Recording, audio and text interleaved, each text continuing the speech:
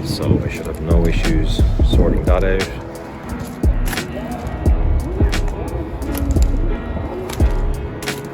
Overall pretty good at the back. This sadly was keyed the full length of the car the whole way. Again, I don't think it's true to the metal. I reckon a bit of 3M abrasion will get rid of it. I'll show a clip now of the side of the car.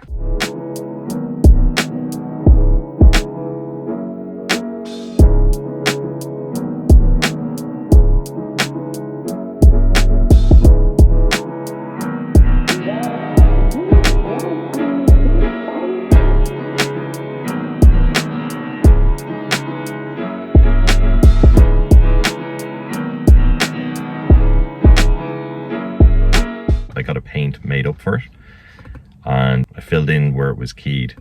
So I painted it, I cut it back, I painted it again, I cut it back. I repeated that process a few times, but I had to make sure that I didn't go through the lacquer obviously. I then polished it as well, and whilst the mark is still there, it is 80% better. Another problem I've noticed is the supercharger which this car has fitted.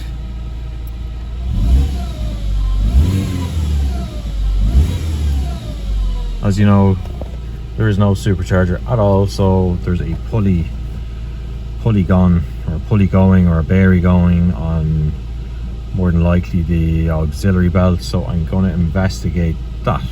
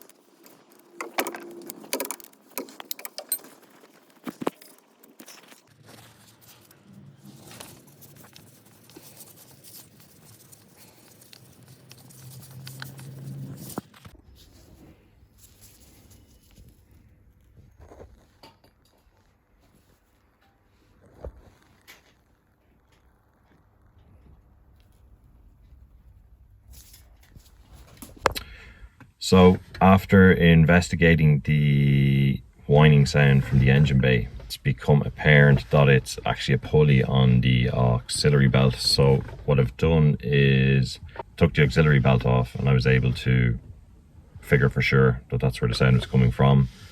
I inspected the belt itself. The belt was in very poor condition, so I've actually replaced that.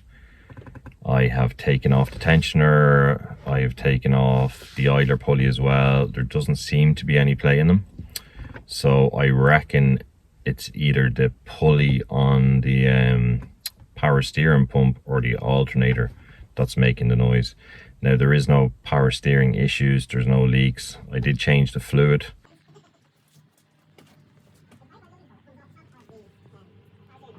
The sound is still there. I have no issues with battery charge. The voltage across it is fine, so there's no inherent issues with the alternator or the power steering pump. Now if I was keeping the car, it's a pretty easy fix, but since I'm not keeping the car, that's not an avenue I'm going to go down.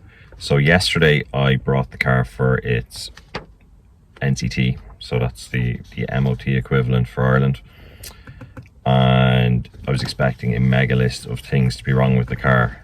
And believe it or not, the only thing that the car failed on was the headlight alignment. So absolutely shocked with that. It does change your feeling about a car when it gets a pretty good result in the test. Driving this car every day at the minute, it's taxed, it's insured, and to be honest with you, it's a really nice it's a really nice car to be in. So I'll be sad to see it go, but this is part of the This is all part of a little challenge, as I was saying.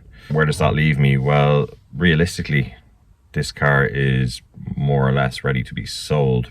Once I get the dips aligned, I'll put it through a retest. It's guaranteed to pass then, and we'll get the car advertised.